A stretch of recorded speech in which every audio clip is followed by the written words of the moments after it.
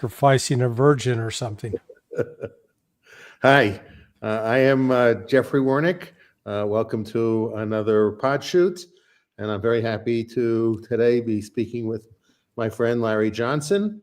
And not only Larry is somebody that I had wanted to speak with, and I also, Larry, you might want to know that there were several people requesting that we do a pod shoot together. The request came in subsequent to you and I already having agreed to do this podcast. Yeah. Oh, wonderful. So I'm really happy to have this conversation with you. Larry is a former analyst with the CIA.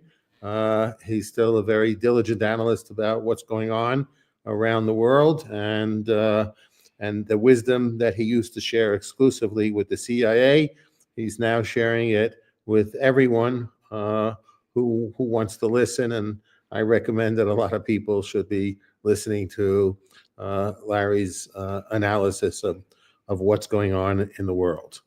So, Larry, we're entering into, in another month, we'll have a brand new administration. I'd like to ask a couple of questions. First, what would you be telling them to do, in maybe the two major hotspots around the world today, which is Ukraine and Russia, and obviously Israel and a bunch of countries surrounding Israel, Sure.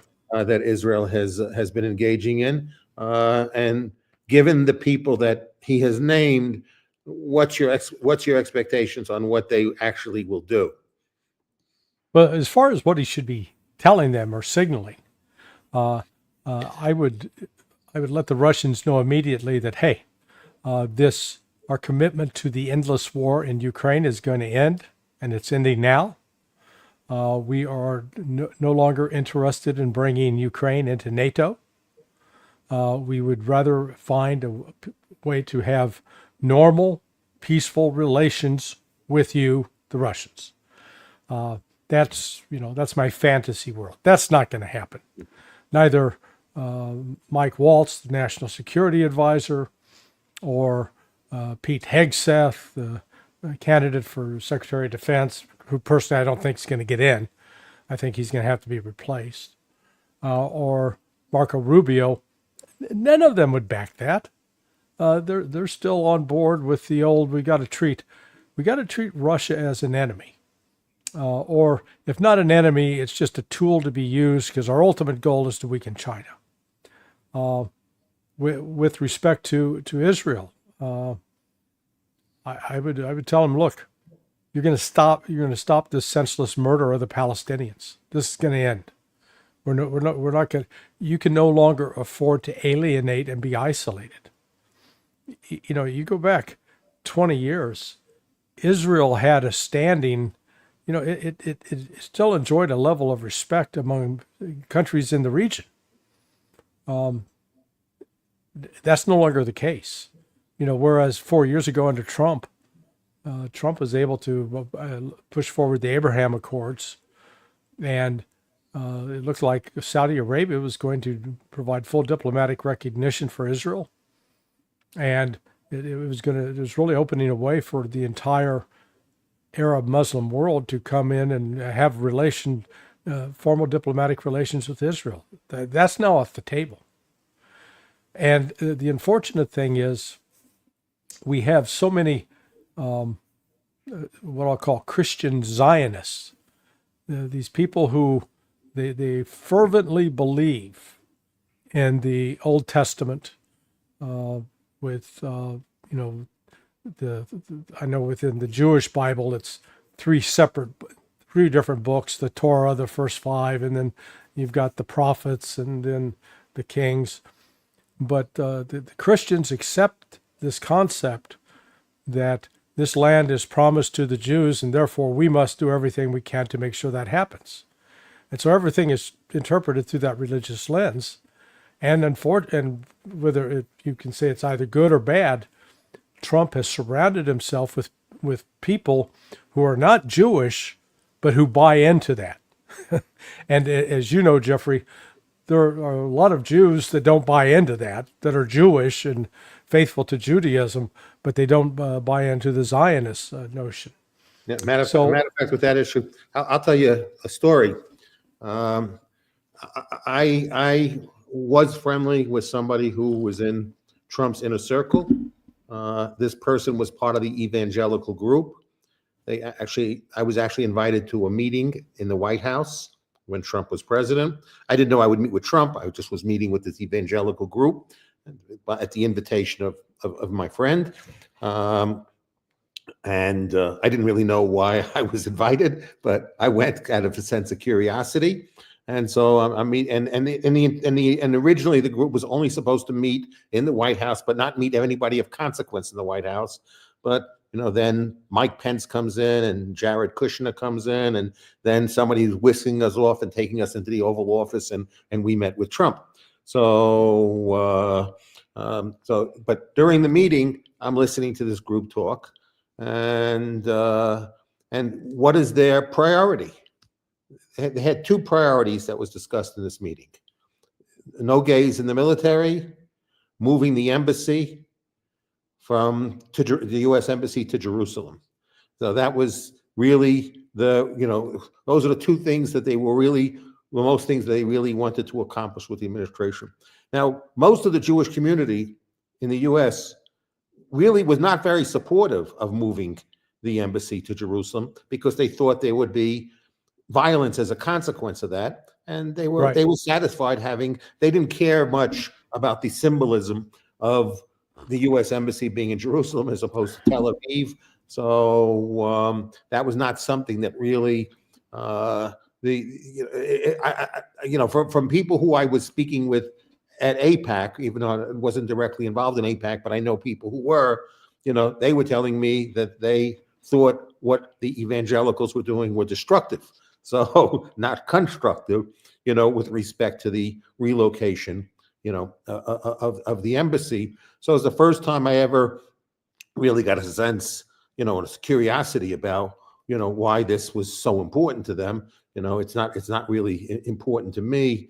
And I think people are not aware that maybe the evangelical community has more sway with Congress and this administration than probably the Jewish community has. Yeah, that may be true. In fact, I was raised in an element, and let's call it an offshoot of the evangelical movement, and I know how powerful and how indoctrinated these people are with respect to the eschatology, what is called the doctrine of the last days. Yes, and they will look into both the Old Testament and then the New Testament versions, portions of the Bible, to draw out predictions for what's happening today. And within that, they see this part of this, everything that's taking place in Israel is a drama to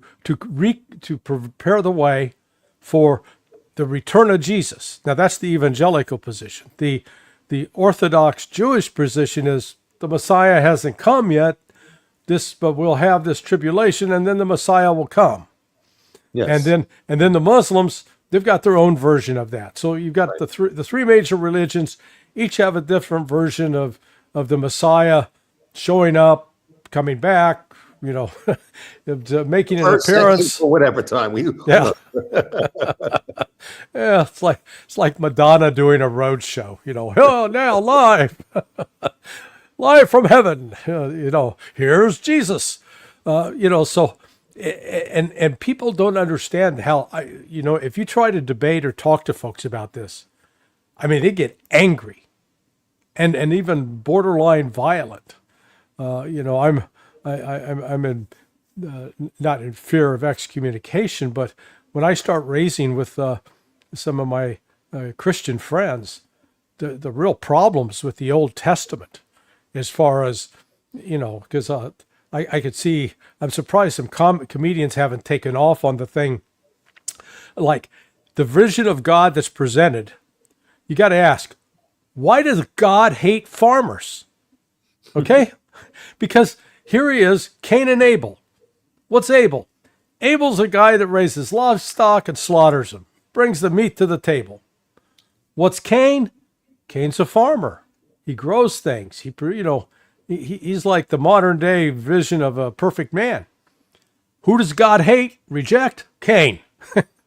Who does God love? The guy that's killing animals. So, I mean, if you take it to, you could take it to those extremes just to point out some of the absurdities of it.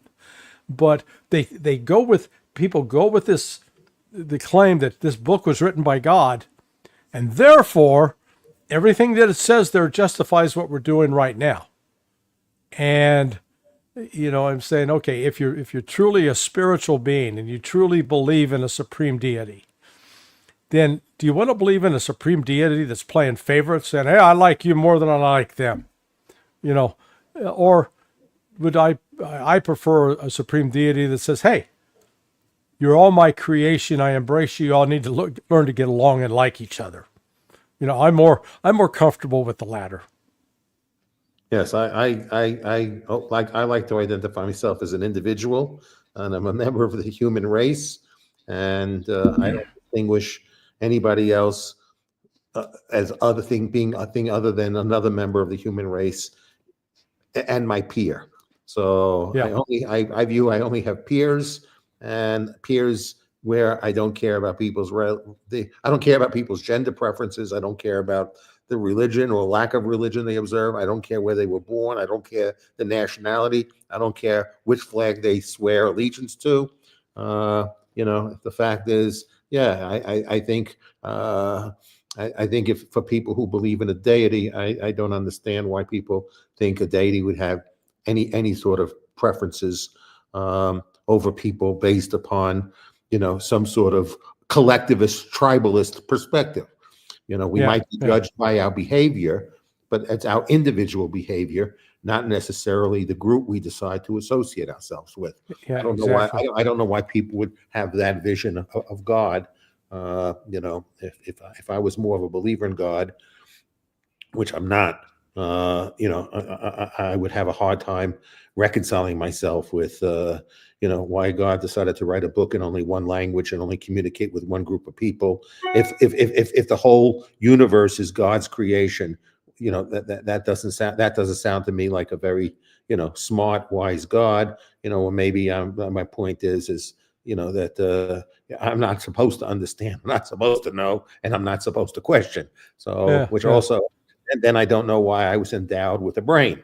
So I assume I was endowed with a brain to actually ask these questions. So if God created, our anatomy, our biology, our biochemistry, our neuroscience, then God must have known how we would use it, how to apply it.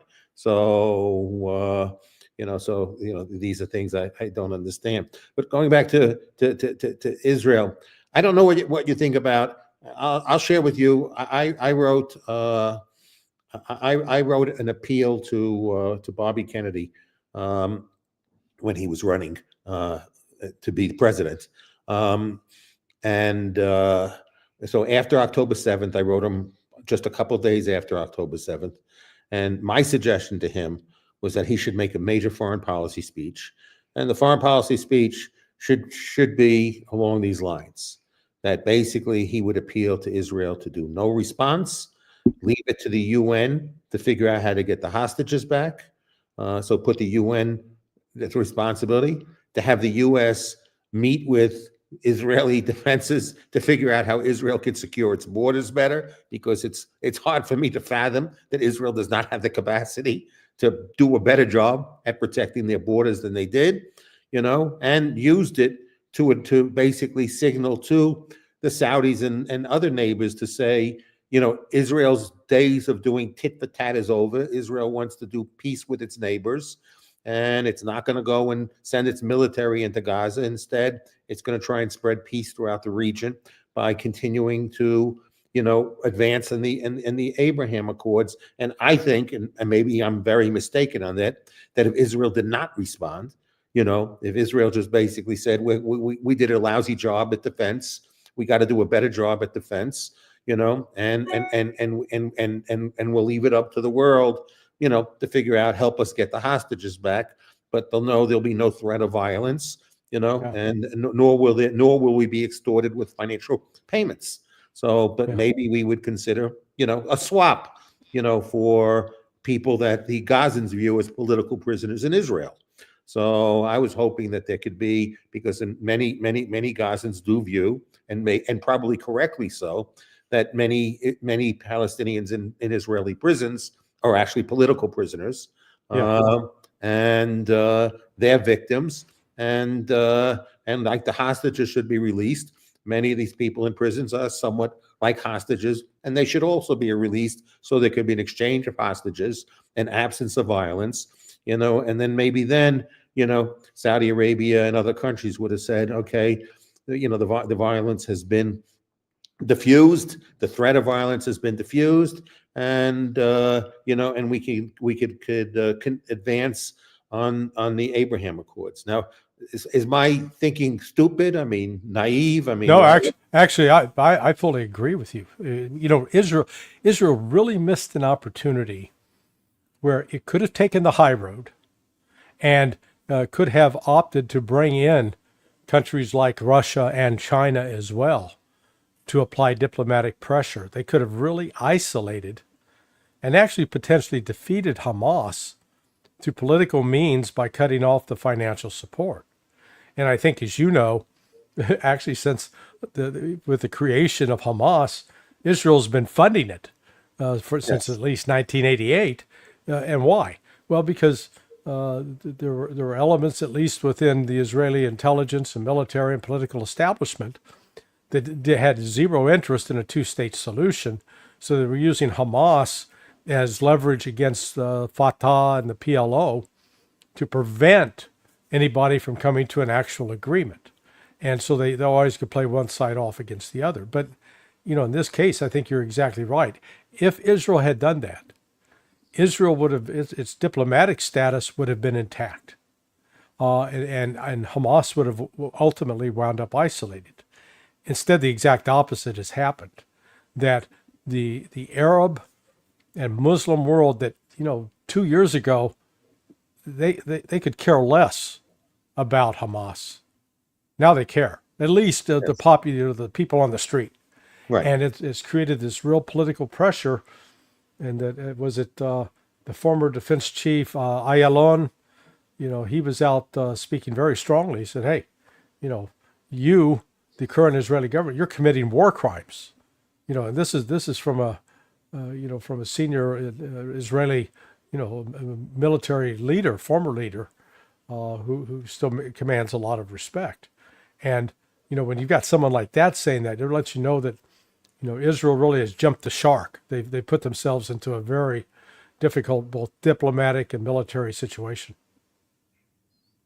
Yes, I think I thought I had a good idea, and I was hoping that Bobby running as an independent would be supportive of maybe separating himself from the other candidates that seem to be very influenced by a pro-Israel lobby that's not exclusively, as you pointed out, a Jewish pro-Israel lobby, but Right, it's a right. pro-Israel lobby it's a Jewish and evangelical Christian pro-Israel lobby, with the evangelicals probably being more extreme than the majority of the Jewish community. Yeah, So I was hoping that maybe as somebody running as an independent candidate who really wanted to change the dialogue in Washington, would not would not support a military engagement.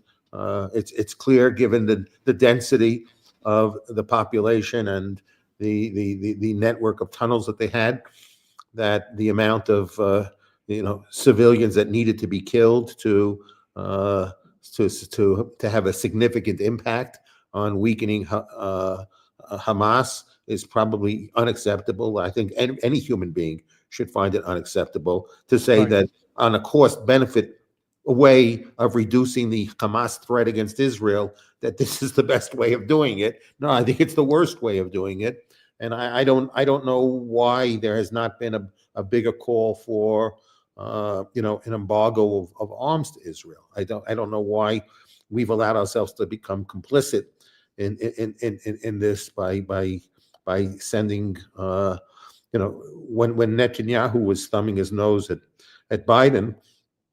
I don't know if Biden responded from conviction or a sense of in an election season where you think it's a contestable election, you don't want to alienate those that are, vigorous supporters of Israel. So you kind of go along and, so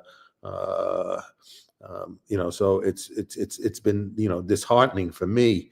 And I think more so for the innocent people in Gaza, who are victims of something, that where at the end of the day, many people will have been killed and the objective will not be accomplished. Israel's not going to wipe out Hamas. But I remember that when Biden left the Senate and became vice president, up to that point, he was the number one of all members of Congress, both House and Senate. He was the number one recipient of funds from AIPAC and other pro-Israeli organizations. So, Israel got, let's give them credit. They got good value for their dollar, huh? They got the best president money could buy. But you raised the point as well about the reputation of the Israeli military, the IDF. So it's always portrayed as the most powerful in the Middle East, etc. And yet they've got to step back and say, okay, we've now been fighting for 14 months against a group that's not an army, that doesn't have artillery, that doesn't have planes, any kind of aviation capability, that's got a limited supply of mortars, RPGs, and sidearms, and we haven't been able to defeat them. What does that say about our military? And in the process, we've suffered casualties that, I remind people that, Israel's roughly the size of Manhattan, New York City as far as population goes. And can you imagine the reaction in New York City if 600 police officers were murdered, or killed in the line of duty in a year? Oh my God, the city would be going nuts. Well, that's what's happening in Israel. Israel's roughly the same size population-wise as New York City, and they've got now close to 1,000 killed in action, which, we look at that and go, that's a bad week in Chicago, right, for the gangbangers. But in Israel, I think it really does make a difference. And there's that political pressure is starting to come, at least from the military leaders. Yeah, I'm not a fan of Netanyahu. It's amazing he has survived the way he has, because I would say the majority of the Israeli population doesn't even like Netanyahu. I think to some extent the excessive criticism, it's like many people think that the lawfare attacks on Trump not only were not successful, that they had the opposite effect of creating more sympathy for him. I think the global, many Israelis believe that the attacks on Netanyahu has actually reverberated back into people who normally would not support him, do not like the extent of which the global community, has branded him a war criminal, and he might be a war criminal. But I did a session with another friend, Bruce Fine, and we talked about international law. And we each came to the same conclusion: there really is no international law, because the law is only, because to the extent that the U.S. has veto power, as long as you have the right sponsor will exempt you from international law. So, as long as a whole bunch of countries say, Bibi, you're welcome, don't worry, he can travel the world, he won't get arrested, and the international criminal courts will have, no real, impact on anyone who either is a major superpower or an ally of a major superpower, where that major superpower will support you. That basically the only countries that will be subject to these type of criminal charges where they'll have some weight are the ones that are not protected by a superpower that nobody cares about. So basically it's not a court of justice. It's It's just an abuse of power. So it's very sad. Where do you think, starting out with Trump, what do you think Trump should be telling the Israelis, and what signal should he be sending to Hamas, and what conversations do you think he should be having with Mahmoud Abbas? Well, if I was Trump, I would start off by saying, you know what? I think Bibi Netanyahu had it right when he talked to William F. Buckley back in 1986. And when William F. Buckley interviewed the young Bibi Netanyahu now, almost 40 years ago, and said, define terrorism. And Bibi said, you know, terrorism is violence against directed violence against civilians for political purposes. And now when I heard that, I went, wow, I agree with Bibi. And so that's where, if I was Donald Trump, I'd start off and say, Bibi, you had it right. And so by that definition, you need to stop what you're doing to the Palestinians, because this is not achieving, you're carrying out violence for political ends against civilians. That needs to stop. And, if in the ideal world, if I was Trump, I would be getting with Russia and with China both and say, we're the three great powers in the world remaining. And let us work together to see if we can actually impose a peace. We're not going to put people from Gabon and from Guatemala or Costa Rica as peacekeeping forces to separate Palestinians and Israelis. Let's bring in Americans, Chinese, and Russians. Russia's, I think that they've got between 2.5 million Israelis are Russian citizens. So yes. Russia actually has some potential, at least a clear interest in Israel, if not some potential influence. But this war between them has got to stop. If Trump could take that kind of initiative, but he didn't. What he said the other day was, release the hostages, or we're going to rain hell down on you. That's moronic. Yeah, it's stupid. He basically, his comment, if you read literally his words, he basically said he would nuke Gaza because he said he would unleash hell in a way America has never unleashed hell before, which meant he would unleash hell and more than the dropping of 2 atomic bombs on Japan. So, Well, and I bring. Why does anyone take these words seriously when somebody says? I mean, you think Hamas is taking those words seriously? No. In fact, so I've got special experience with this. So when I was in the State Department Office of Counterterrorism from '89 to '93, one of our priority missions back then was to secure the release of the American hostages that were being held in Lebanon. Some were being held by Hezbollah, some were being held by Amal, some by some other sort of nefarious groups. And despite we had enormous efforts with the CIA and with other intelligence sources and methods trying to both identify their location and secure their release, we completely failed. I then also, from 94 through 2016, I was involved with putting together counterterrorism exercises for the Joint Special Operations Command of the U.S. military. That includes Delta Force, SEAL Team 6. And so several of those exercises were hostage-based scenarios. And so I understood from how the whole process that is involved with that these special operations forces don't have magical skills and abilities.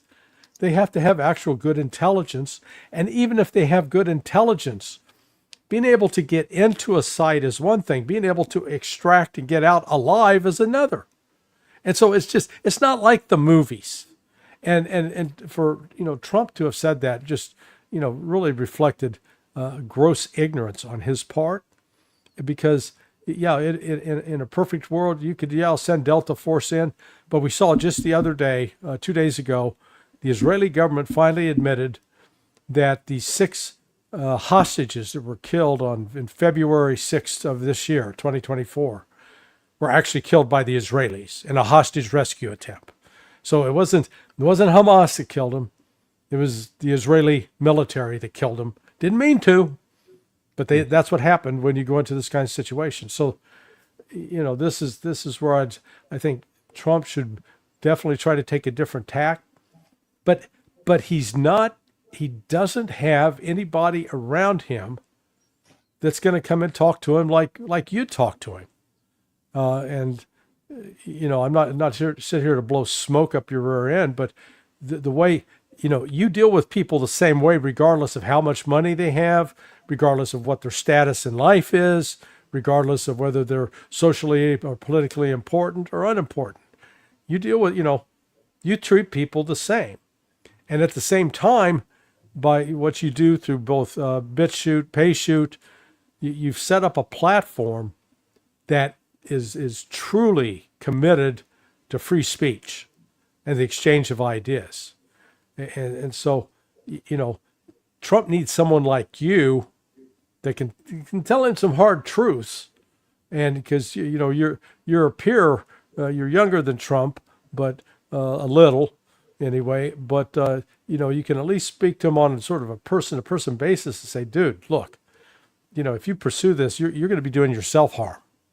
But he doesn't. I don't think he has anybody around him to talk back that way. No, I don't get a sense that he does, and I don't know how well he would even react or respond to having somebody. I had a meeting one time in Mar-a-Lago because of my involvement with Parler. After I disengaged from Parler, and Trump was beginning to form the TMTG, some of the original partners had a meeting with me to see whether I would be helpful to them building out, and I suggested they should go call Rebecca Mercer and see if they can get a deal with Parler, and that I was not really interested in doing something again, but the best source we had. But the interesting thing is, during the meeting, they said, well, after this meeting with you, we don't think it would be a good idea for you and the boss to meet. And that's what they referred to Trump as the boss. So I said, I'm curious, why do you think that is? They said, because basically you're not a huggable person. So, Trump, so that's how to describe. I don't know Trump personally. I mean, I've been in the room with him, but that doesn't mean I know him personally. It means I just been in the room with him.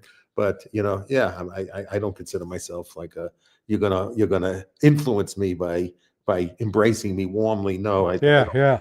That's not going to have an impact on me. And they also said, with Trump in the room, there can only be one alpha male.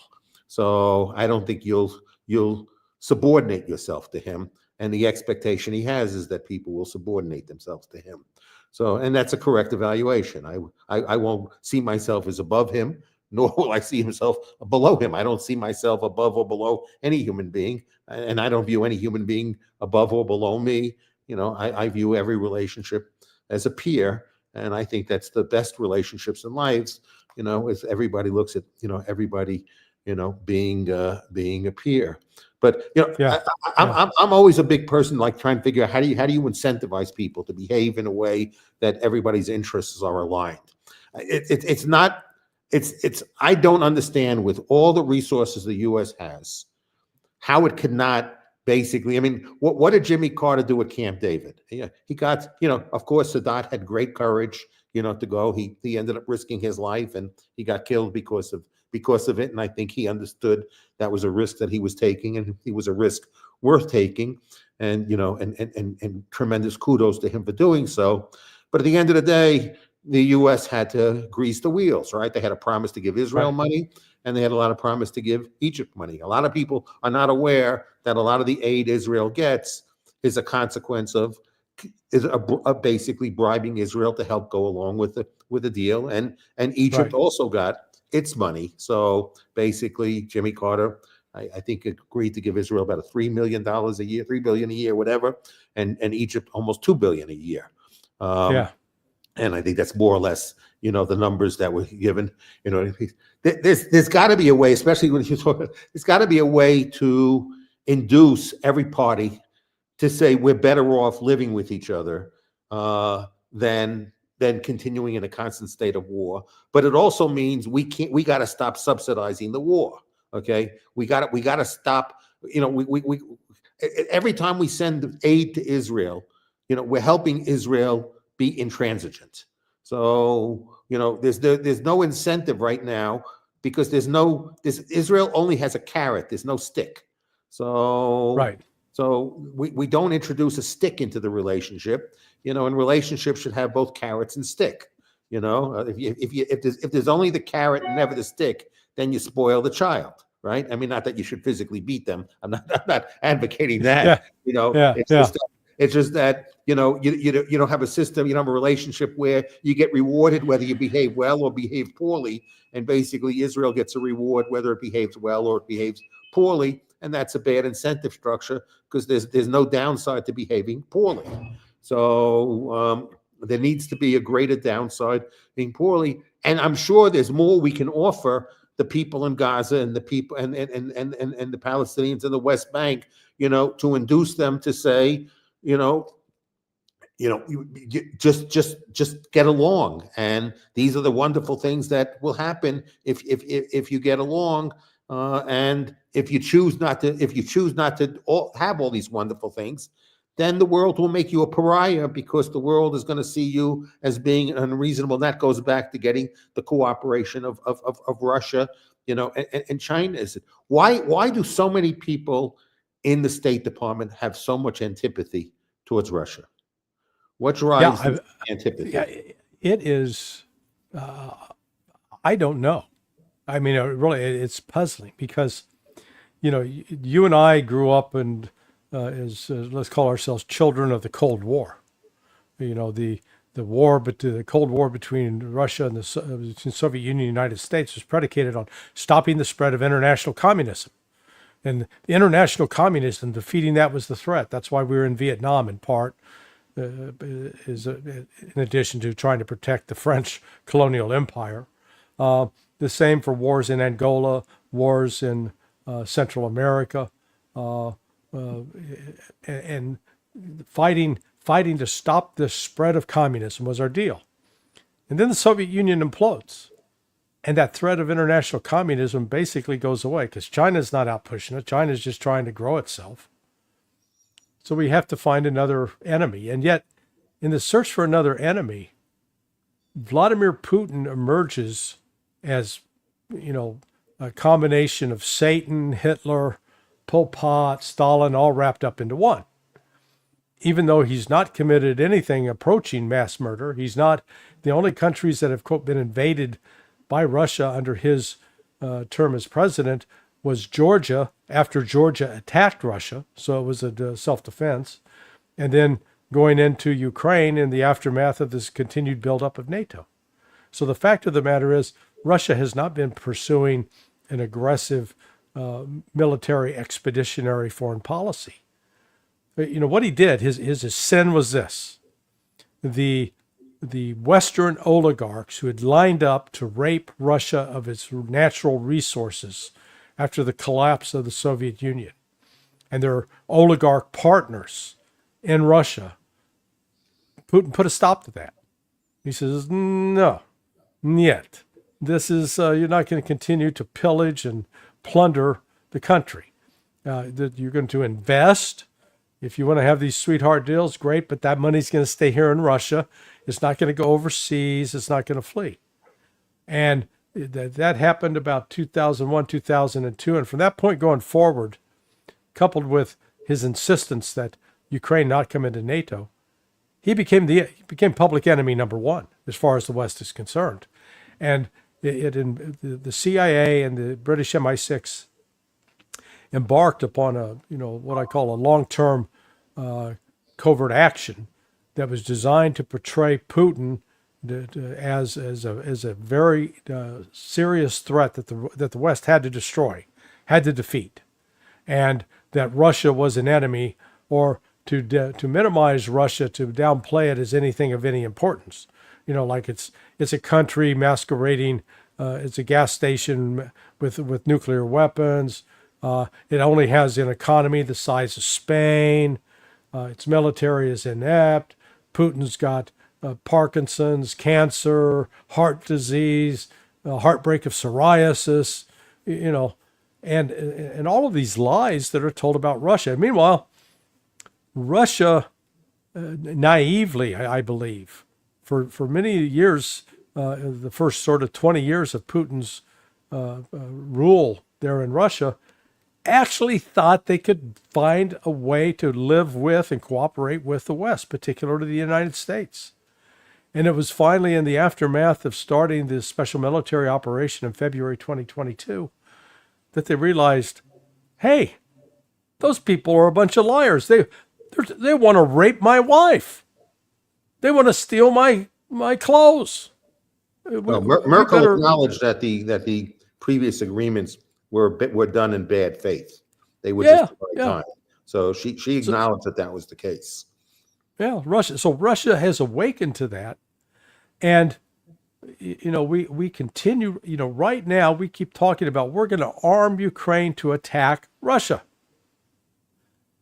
What our reaction would be if Russia was arming Mexico to attack us? We'd view that as an act of war by Russia, and we would want to retaliate. The difference we face now is that if we have to get into a military confrontation with Russia, we'll lose. The United States will lose, hands down. The United States, despite its claims to be the most powerful military in the world, is not. Absolutely is not, by any measure. And yet we persist in looking in the mirror and telling ourselves lies. We're sort of like Jack Nicholson now at his stage in life, looking in the mirror and say, man, I'm a good looking guy. Dude, that may have been the case 40 years ago. Not now. As we get older, age is not kind to any of us. and why, first, when I speak to people who are Russian haters, I sit back and say, what benefit does Russia accrue to Russia having an adversarial relationship with us versus having a friendly relationship with us? I mean, does Russia really think it's going to conquer the world, that they're going to conquer us? I said, the only people who will defeat America are Americans. So, Madison warned us of that. And I think that's true. John Quincy Adams said, don't go look for monsters, abroad, which we do, because we don't want to confront our monsters here. So, but I said, explain to me really what's Russia's. If Russia's adversarial to the United States, there must be something they want to accomplish through being adversarial towards the United States. So what do you think they want to accomplish? So I hear this thing, reconstitute the Soviet Union. I said, if you think that they can reconstitute the Soviet Union, let them go ahead and try it, because one of the things that Americans should have already learned is when you try and occupy people against their will, that's very expensive. Okay. Very, very expensive. Yeah. So exactly Putin wants to waste his money invading countries and occupying them against the will. He's going to be draining a lot of economic resources in a very non-productive activity. So, that's just not a compelling argument. And I don't believe these arguments that these people are irrational actors and they're lunatics and whatever. That's just when people say that, I just know they don't have a good explanation. So they want to tell you that all these people have a mental illness. So what I think Americans refuse to acknowledge is the fact is that we think we're number one. We're not really, but we think we are. And we want to stay number one, and one of the complaints that China has, and I think it's a legitimate complaint that China has about with respect to us, is we try and constrain their development. So we don't want people contesting the U.S. So we got to repress them so we remain uncontestable. And so it's our desire to have our empire to be an uncontestable empire, that creates these problems. But the problem to me is too many Americans like the idea of an American empire. So and they don't like, whenever I share with people George Washington's farewell address, they say, who gives a fuck about what George Washington said several hundred years ago? It's a different world today. I said, no, but the principles are the same. And actually then, when Washington had those principles, the U.S. was much more fragile than it is today. Right. So it was surrounded by Europeans. U.S. didn't have a big army. Wasn't the wealthiest country in the world. We now we have a huge nuclear stockpile. We got 100 million Americans, all with their weapons. And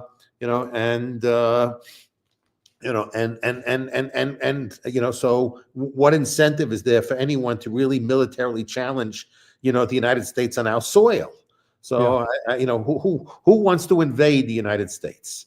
So if long as there's no concern about us being invaded, communism is dead, and communism isn't dead because we killed it. Communism died on its own because it's a failed ideology. Yeah, and exactly. enough period of time, the people who lived under communism acknowledged it as being a failed ideology, and they no longer wanted to live under an ideology that had proven itself to be such a failure. So the Chinese are not communists. The Russians are not communists. Everybody's a capitalist. Everybody's a crony capitalist, but everybody's embraced the concept of private property, doing business deals, and getting rich. Okay, that's now that's outside of maybe Cuba and Venezuela. It's pretty much a universal principle of how do I get rich? So, and how do I engage in trade with the world? So, hey, have you had a chance to visit Russia? No, I haven't visited Russia. Okay, it's remarkable. I've been fortunate. I've been there 3 times in the last year, in St. Petersburg in June, in Moscow last December, exactly a year ago today, and then also again at the end of February. What impressed me, apart from being clean, being modern, the lack of police presence. You didn't see police on every street corner. I only saw 2 policemen during my entire visit to Moscow, those 2 times. But Russia rediscovered, if you will, its Christian foundation. As 1,000-year-old, Christianity was birthed there in Kiev, it was like 989. But yet, at the same time, the Russians have figured out a way that their Muslim population, which they have a significant Muslim population in the Chechen region, in Dagestan and places like that, that those Muslims feel first and foremost that they are citizens of Russia, that Russia is their motherland. They will defend her. And so even though it's a Christian country, they found this way to have this coexistence with not just Islam, with Buddhism, with the other religions. They found out a way to have, if you will, a state religion without it being exclusive and rejecting and making others feel that they're inferior. That's sort of the something I think that we could really learn from the Russians. Like, how'd you do that? Because at the same time, Russia, with the support of its Muslim population, is opposing these what I call the global caliphate mentality. And go back to when you talked about Anwar Sadat being murdered. He was murdered by these radical elements of the Muslim Brotherhood, right? Who were really the foundation of what became Al-Qaeda. And elements of Al-Qaeda split off and became ISIS back in 2003. And ISIS began, I sound like I'm recounting, chapter 5 of Genesis, who begat who, so ISIS begat al-Nusra, and al-Nusra begat Hayat Tahrir al-Sham, which today is launching this major offensive in Syria.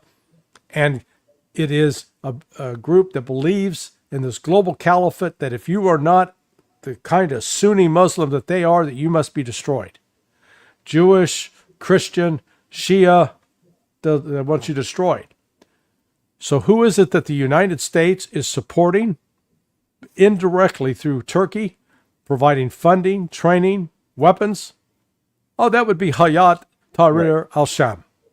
In So now we've Syria. come, yeah. So now we've come full circle from backing Anwar Sadat in a peace process, and we're now basically backing the murderers of Sadat, the ideological descendants of those who murdered Sadat. That's who we're backing.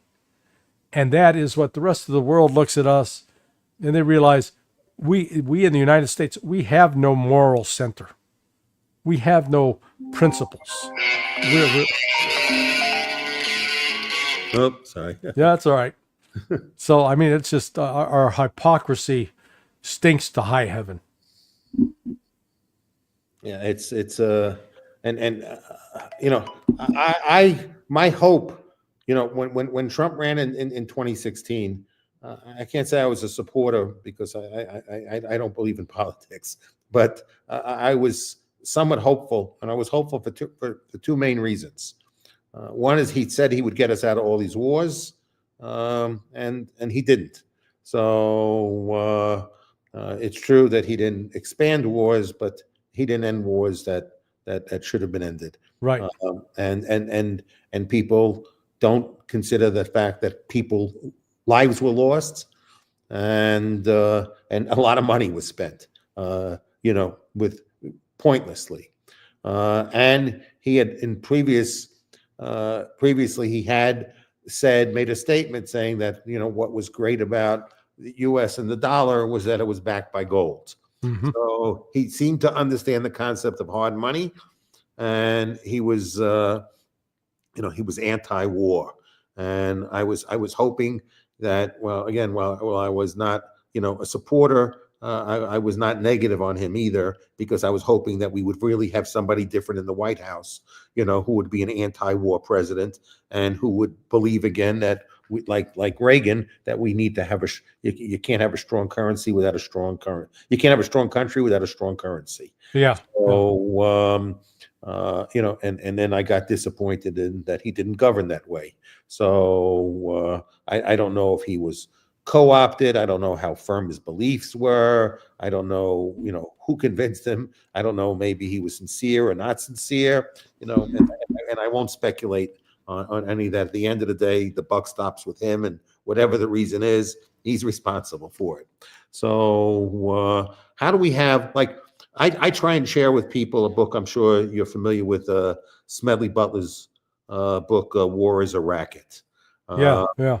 You know, and for people who might not know who Smedley Butler is, Smedley Butler was the, at that point in time in U.S. history, he was the most highly decorated soldier in American history up to that point in time, and he got sent off to a lot of different countries, and then realized it was all a racket, and that he was never really fighting for American interests. He was always fighting for private interests, you know, and the government used the military to advance, you know, private interests. Many times it was bankers or other companies. And in the book, he actually talks about the profiteering that occurred. I think it was from World War I, and how certain companies, he calculated how much profits they made off of war making. And that's why he describes war as a racket, because he actually did the analysis of how much these companies made, you know, through war. And how do we get out there more? You know, the mainstream media seems to repress any conversation that really has us question this worldview of, you know, Russia's bad, China's bad, everybody's bad, they're innately evil, and basically what they have something in common is that they want to destroy the United States. So and nobody thinks that maybe we're that they view us as a bigger threat to them than we view them as a threat to us. So and maybe trying to understand why they think of us as a threat to them. So the question is how do you establish relationships with those people that you build confidence that you're not attempting to be a threat to each other? And I think actually making these threats of these tariff wars and whatever, you know, is not constructive towards trying to build, you know, relationships that are predicated upon mutual trust. I don't even know how countries even, right now, for good or bad, Trump in the previous term negotiated a trade deal with Mexico, and the tariff threats that he's made are breaches of the agreement. So the agreement's going to expire, I think, in about another year. He could just say nothing and then just say, Mexico, I'm not going to renew the deal if I don't see more things that you're helpful and that this relationship is a partnership. He doesn't need to make these other type of threats that are basically saying, whatever contract I sign, I don't care what I signed. I'm going to withdraw because I have the power to do so. And because I have the power to do so, I'm doing it. How do you get anybody to trust you in a relationship where you have to build confidence and take risks, but you only willing to take the risk if you think you can look across the table at somebody and find that you can actually trust that they will do what they say they're going to do. So as opposed to breaching agreements to be something very simple to do. But I think what you're talking about is how is it even possible, conceivable, to get a change in U.S. policy? And I'm afraid it's going to take an enormous financial crisis, because what's really driving all of this militarism overseas is the relationship of these major corporations, the Lockheed Martins, General Dynamics, Boeing, Raytheon, and the relationship they have with members of Congress, and then add into that the pharmaceutical companies. Between the pharmaceutical companies and these military-industrial complex, war is a very profitable business. And, Smedley Butler, I think the first time he used that phrase, war is a racket, was when he was addressing the veterans who had assembled, had created these camps on the mall in Washington, D.C. And I think it was like 1933. So it was in the midst of the Depression. Yes. And here were all these former soldiers who had, made sacrifices in World War I. Many of them were still suffering the wounds from that war. And the government had made promises to them they hadn't kept. And these soldiers rallied, but they were basically enlisted personnel. They weren't the officers. And they came there to protest and to try to secure that money. And Butler, even as a former general, he stood up and spoke to them with respect. And most Americans forget the general that came in to destroy that camp and that ended up killing some of those soldiers was Douglas MacArthur. MacArthur was emblematic of what I call the corruption of the U.S. military and its relationship with industry, with this corporate world. And unfortunately, the decisions that are driving military expenditures are not based upon strategy and what's best for American security, but man, it's pure politics. I learned this firsthand. My neighbor in Bethesda, Maryland, he was the president of the largest defense lobbyist group in D.C. So I got to watch firsthand how he worked. He had this exquisite 2,000 bottle wine cellar because he was frequently entertaining members of Congress, and I remember that one Congressman, Joe Walsh from Chicago, showed up, and Walsh was asking him, say, "Hey, can you tell the difference between a $20 bottle of wine and a $200 bottle of wine?" My friend Mike said, "Well, let's find out," and went to his wine cellar and brought out 2 bottles. One was in a paper bag, and that day it turned out actually the $20 bottle was better than the $200 bottle. But why was he wining and dining? Okay, so he's wining and dining this congressman so that the congressman will take his call when Mike would call up to say, "Hey, we need you to back this bill or do X, Y, or Z for Raytheon, for General Dynamics, for Lockheed Martin." And then they'd hold fundraisers where Mike would put on the fundraiser for this congressman. And these corporations would show up and they'd bring big checks and they would give the money to this member of Congress. So now all of a sudden he's bought and paid for. None of this has anything to do with what's in America's interest, what's going to make us stronger, what's going to make us more secure. It's all about, man, what's going to get me reelected come, in 18 months. So how much money can I get into my bank account so I can continue to have this great job where people are buying me free food and giving me free booze, and I get a hooker or two on the side, and life's great. And that's unfortunately how corrupt DC has become, and very few are stepping back and saying, "Oh, wait a second. What's really in our interest as a country? What is it we're trying to accomplish? What are we trying to do in the world? What kind of world are we trying to make?" None of those questions are being asked, much less answered. Yeah. I think if we take, Smedley Butler's point of view, which is basically, we should only use force to protect our home and our country. So, which means that we should be able to protect ourselves against being an invasion, and we want to deter invasion. And so, if we establish our goal is just to protect our homeland, we're probably spending, we could probably spend 20% of what we're spending now if our Yeah. objective is just to deter people from attacking our homeland. So then the question is, if we should have as you pointed out, if we should have a foreign policy more robust than that, what should it be? And there is no issue. We don't have a conversation is what should the U.S.'s role in the world would be. And then there's a strategy that finances that role and that we're consistently applying that doesn't exist. So should we operate exclusively through the UN? What should we be doing? So I think I never see an objective of foreign policy is how to convert all the people we claim are enemies, how to make them our friends. I never see that objective of nobody's saying I'm running for office. I'm going to counter China. I'm going to handle Russia. They're all horrible. They want to destroy our country. They want to destroy our way of life or whatever. And people buy this. That basically, every day Mr. Xi wakes up and saying, I'm not really thinking much about the Chinese people. I'm thinking about what I can do, to destroy the United States. So no, the Chinese are pretty convinced we're going to do a good job destroying ourselves. They don't think they need to make a significant investment in destroying us because they think our deficit, our fiscal responsibility, and basically, a kind of a lack of morals that ultimately will implode, and they're pretty confident that we're going to implode, and that they don't necessarily need to provide significant extra stimulus to a process where they think we're going to destroy ourselves on our own. So so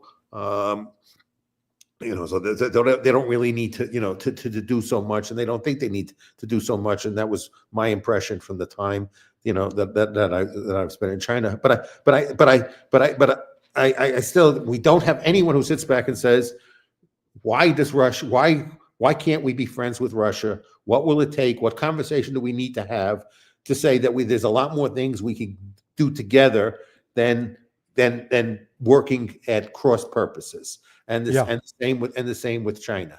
And to the extent that we were together, then when we're together, and then countries know if you don't behave, you're not dealing with the United States, you're dealing with every superpower, and you don't want to mess with every superpower, and the fact is that then we might be able, working together, collaborating. We're not going to conquer each other. We're not going to conquer China. We're not going to conquer Russia. They're not going to conquer us. China might implode on its own. Russia might implode on its own. We might implode on our own. I think the country that would least likely of the three implode on their own, I think, is Russia, because China has huge debts and we have huge debts, and Russia doesn't have huge debts. So, and Russia's been very diligent about trying to acquire a lot of gold to collateralize their currency, their ruble, with as much gold as possible. And many people don't seem to understand that a lot of the selling of the oil has been converted into converting oil into gold, and that's been their strategy. Is they're not dumping oil in the market. They're saying that the asset they'd rather hold more is gold, more gold than oil. So they're converting oil into gold. So that's their strategy, because they don't want to bet long term on the dollar. And so they're going to do this. And now Putin has announced that maybe they might even get into Bitcoin mining. So and might build a strategic reserve, because they got to hedge against the fact that the dollar has been used as a political weapon, And really, if you have Americans, we love the idea of free speech, that nobody's free speech to be repressed. Well, if you want to be the reserve currency of the world, that's a public good. Okay. If I don't want to be a reserve, if I just want to be a national money and not be a national money, then I can do whatever I want to the extent that it only impacts my country. But if I pretend to be the reserve currency, the currency that all transactions in the world settle in, okay, I'm a public good. And to the extent I'm a public good, why should I be able to deprive anybody of the right of access to a public good?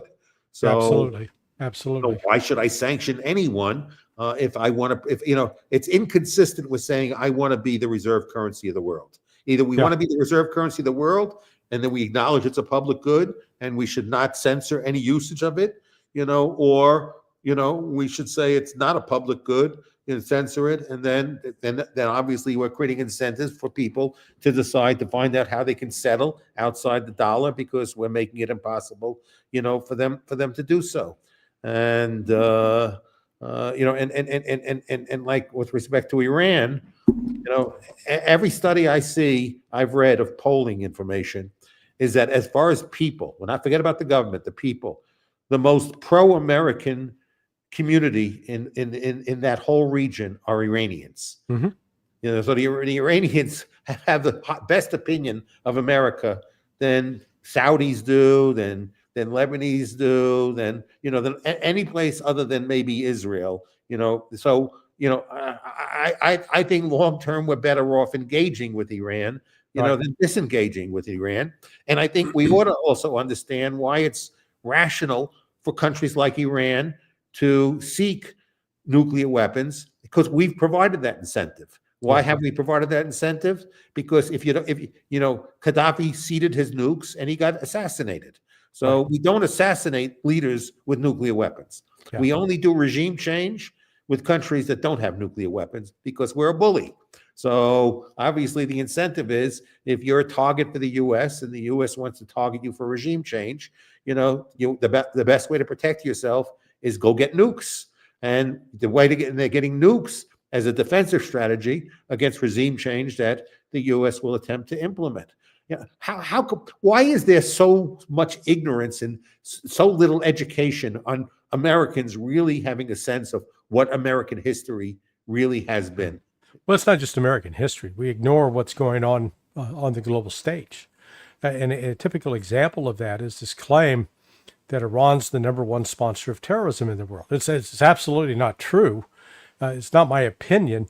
You go to the last report produced by the State Department using data collected by the National Counterterrorism Center.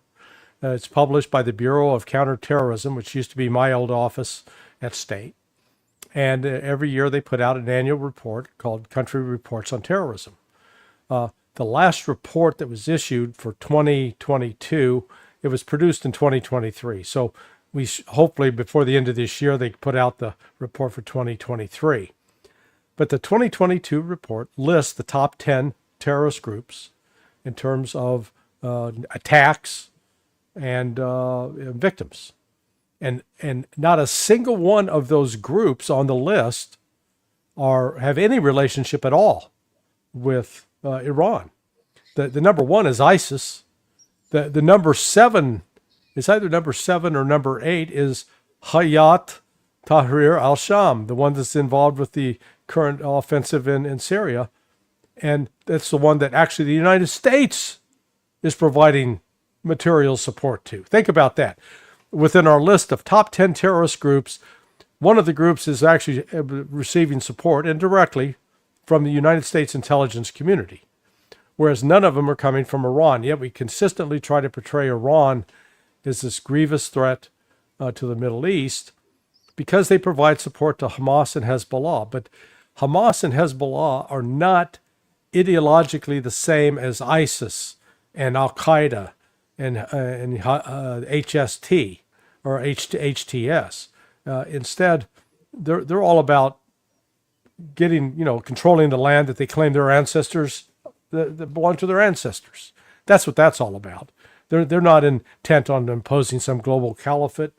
In fact, Hamas, when it revised its charter, went as far to say, hey, look, we don't have anything against Jews.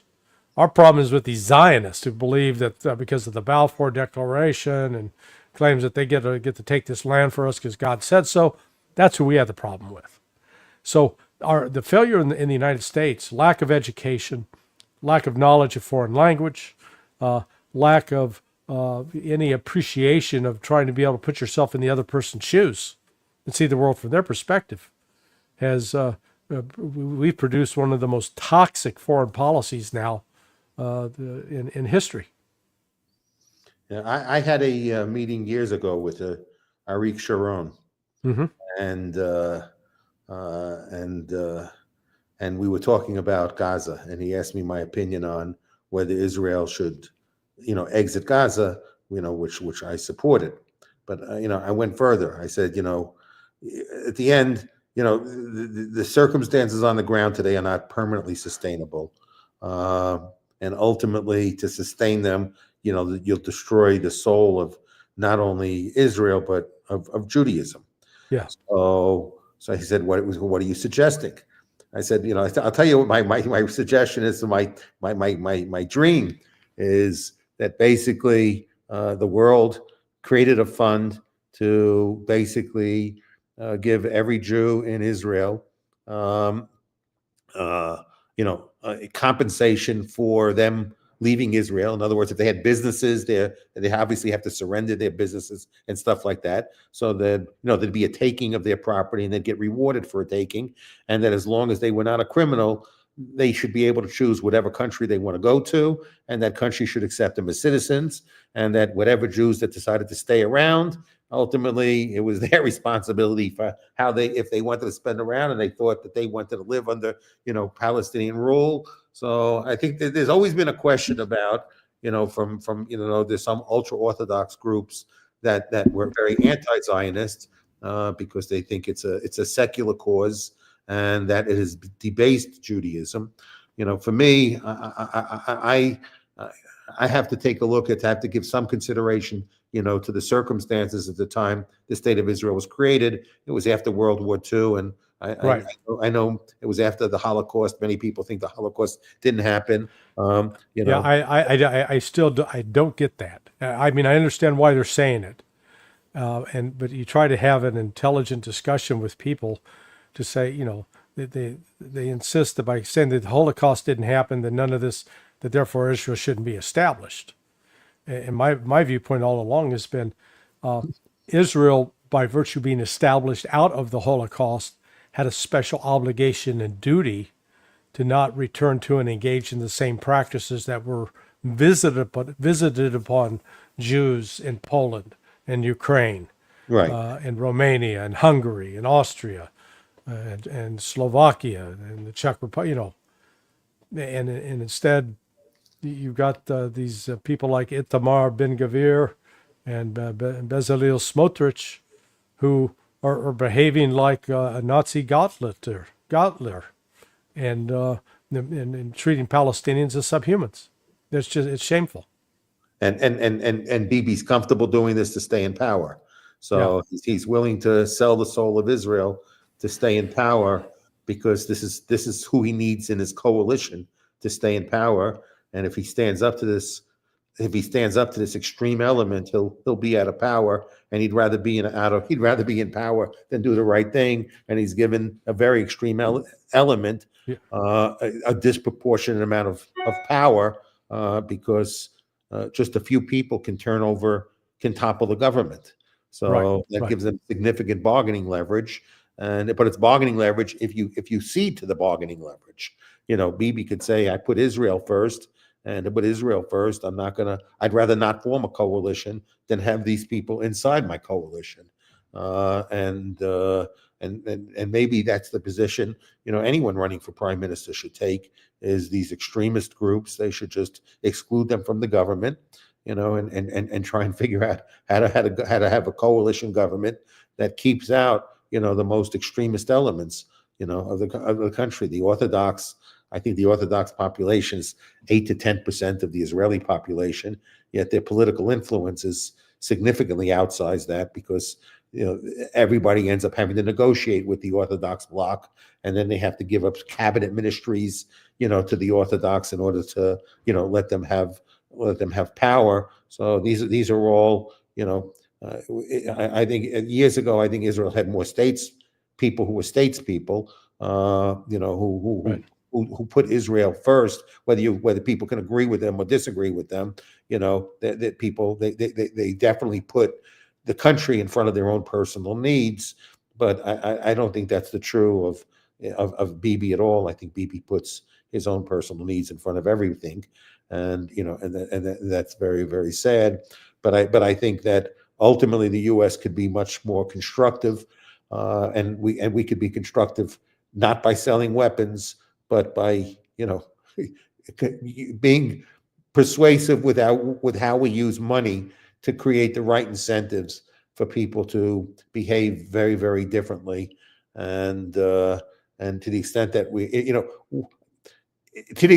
we want to be an empire, and we want to be a benevolent dictator of an empire, we should look at ourselves and say, is there any evidence we're good at it? Yeah. So, Yeah. is there any evidence that we're actually good at any of this? Yeah. No, that's, yeah. We set a goal for Iraq.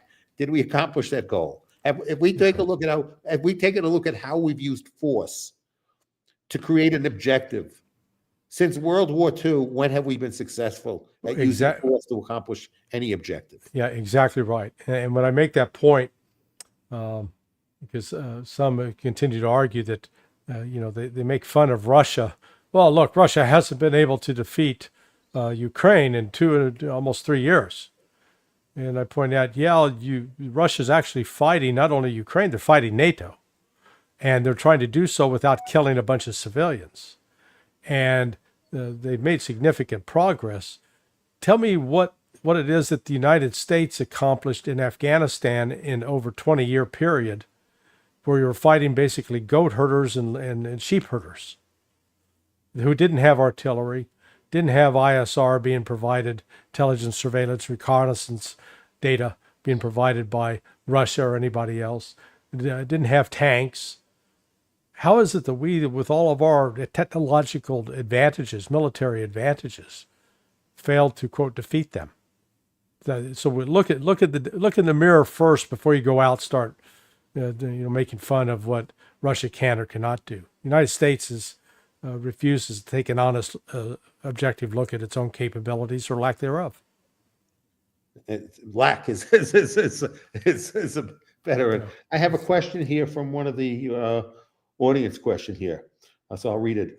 Is the high representation of Jewish people in the Biden and Trump administration the reason that we keep supporting Israel's actions in Gaza, even when most of the rest of the world is calling for an end to military action? Actually, I'd argue you've got a much higher representation of Jews in the Biden administration than you do in the Trump administration, or what's Trump's nominated. Michael Waltz, not Jewish. Marco Rubio, not Jewish. The only prominent Jewish members I see are the selection for Secretary of Treasury, and I think the head of the SEC. So it's not. There really is not a significant Jewish presence. A lot's been made of Trump getting money from the widow of Sheldon Adelson, and that she reportedly promised $100 million. Now I've heard different stories that she only ended up ponying up a third of that. But let's not forget that it was in the 2015 campaign that into early 2016, Trump was making fun of Marco Rubio for taking money from the Adelsons. I think with Trump, the Jewish money per se, Trump doesn't need their money. This notion that the Jewish money is going to buy off Trump. That's one of the reasons I think he's hated so much by the deep state, because they can't get to him to make him a financial slave. There are other ways to manipulate him, but that's not one. So I think a lot of it goes back to, Trump growing up in New York City. He had a lot of dealings with the Hasidic community, with as well the Jewish establishment in New York City. His daughter being married to Jared Kushner, they're Orthodox Jews.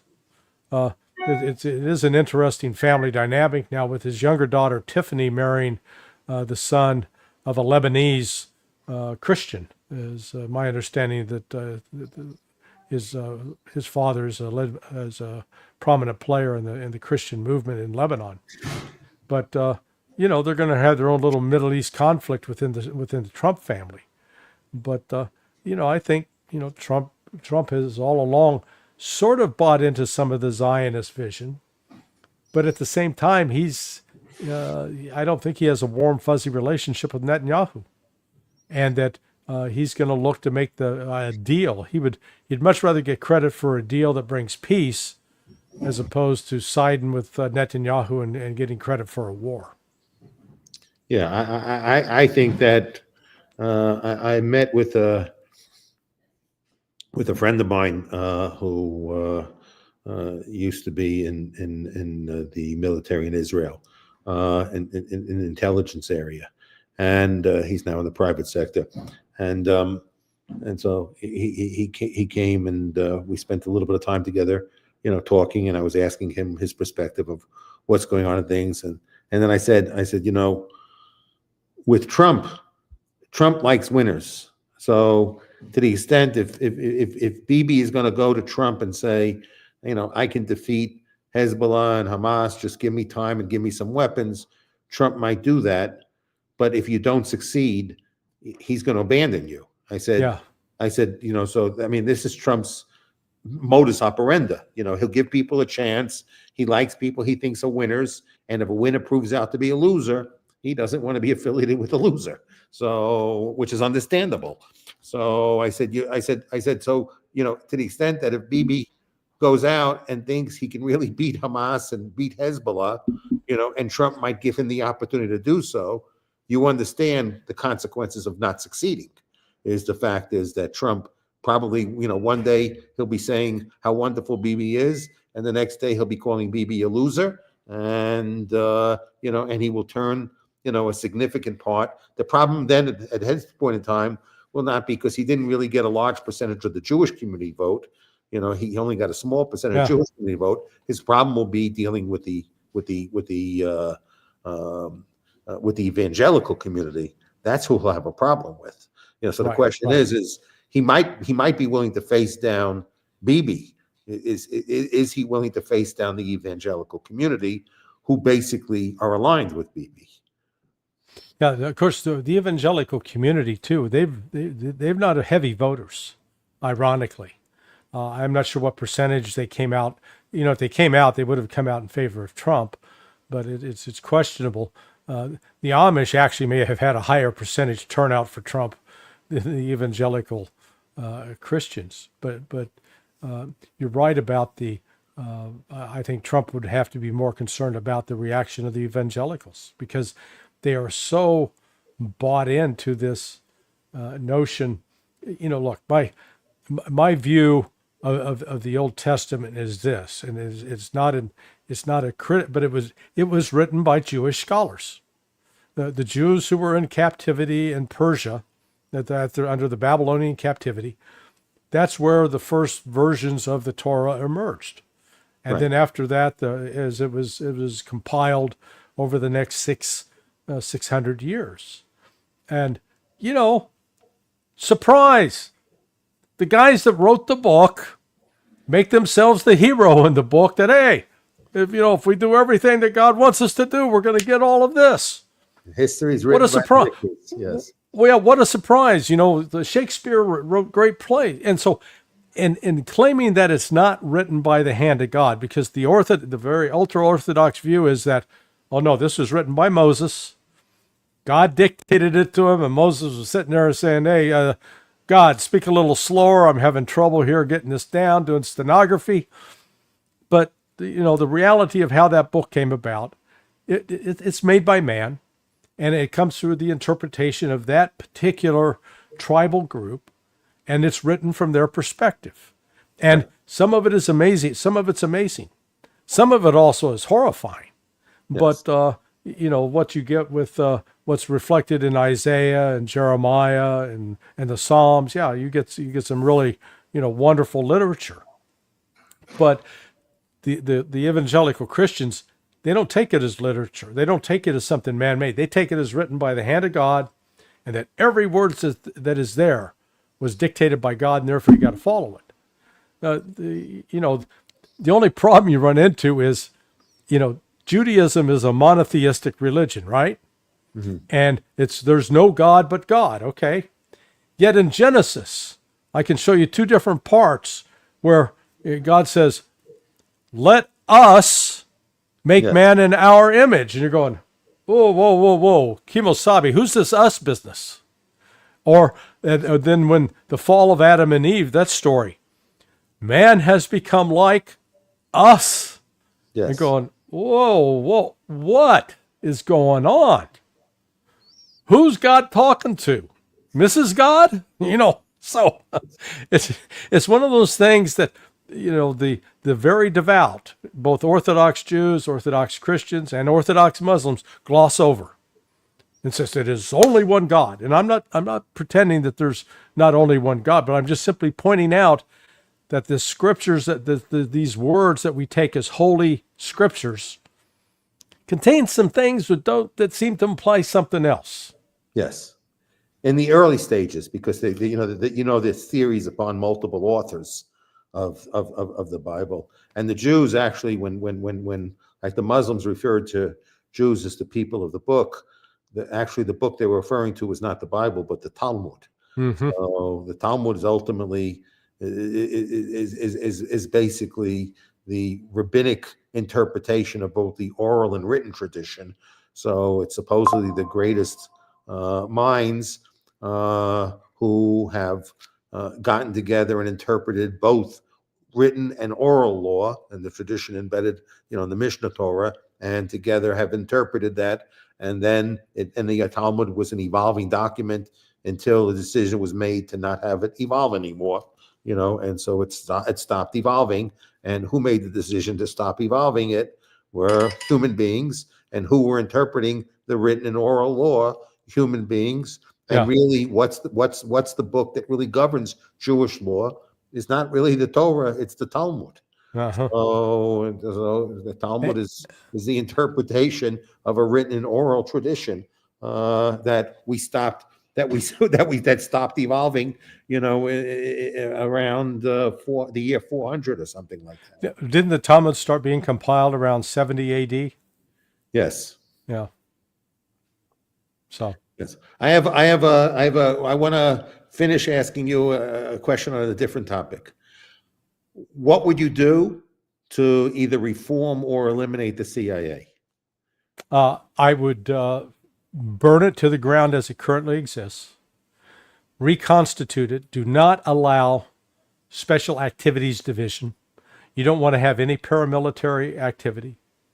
You don't want to have any covert activity. And by covert activity, I mean intelligence operations that are designed to subvert or interfere in the affairs of other countries. You want to have an organization that can collect information about what other countries are planning to do, to collect intelligence on so what's going on behind the scenes.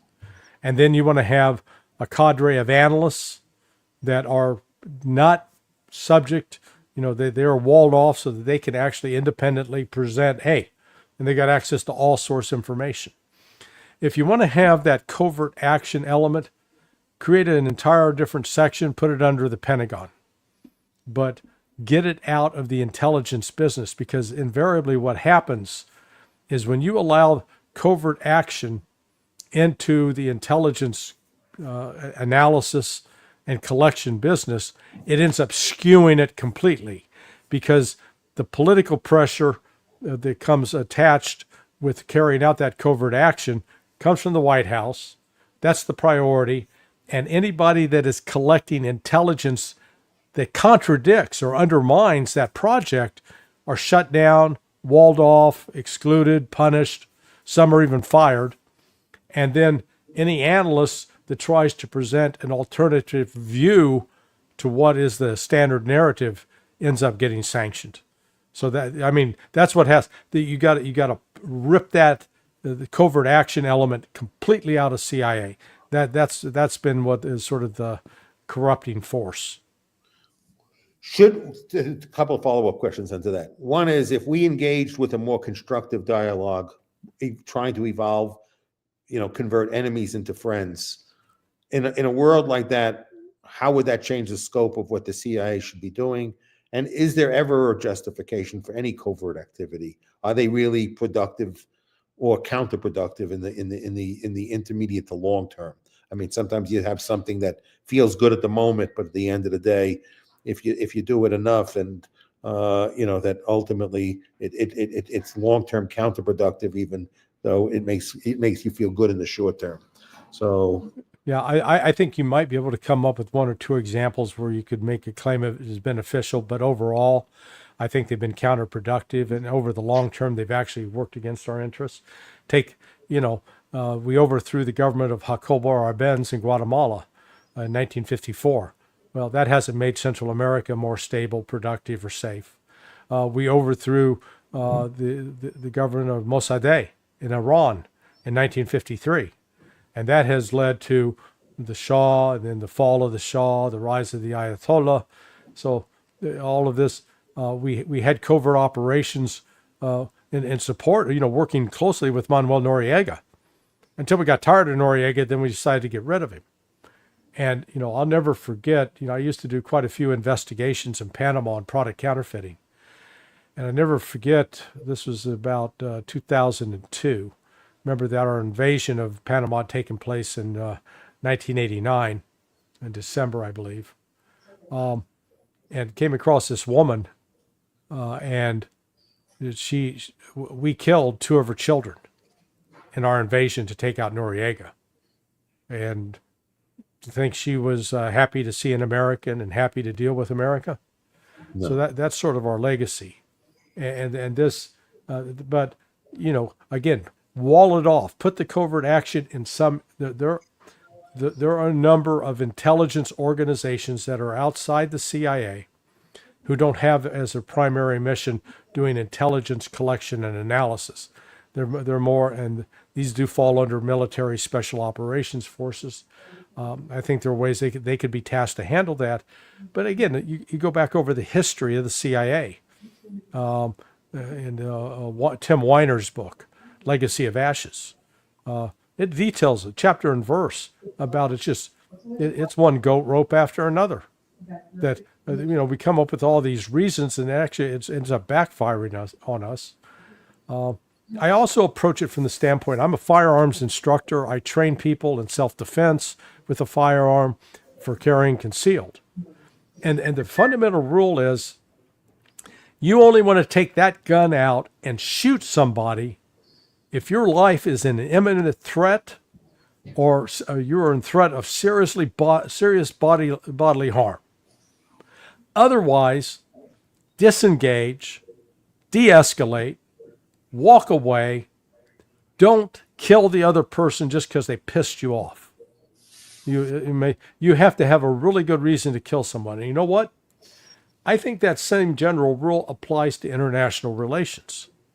That we shouldn't be wanting to just go in and kill a bunch of people because they pissed us off or we didn't like what they were doing. Anybody, I bet a bunch of your listeners have got, if they have brothers or sisters, they've experienced crazy relatives who are doing idiotic things. And you know that whenever you've tried to intervene to help the situation, 9 times out of 10, it ends up making it worse. Yes. Making it worse. Despite all your good intentions, despite all your good desires, you make it worse. And so sometimes you just have to stand back and let them do the self-destructive stuff and ruin themselves. But I think those kinds of principles, apply as well to the realm of foreign relations and international relations. Yeah, I agree with the argument you just made is an argument that I always make, which is basically pretty simple.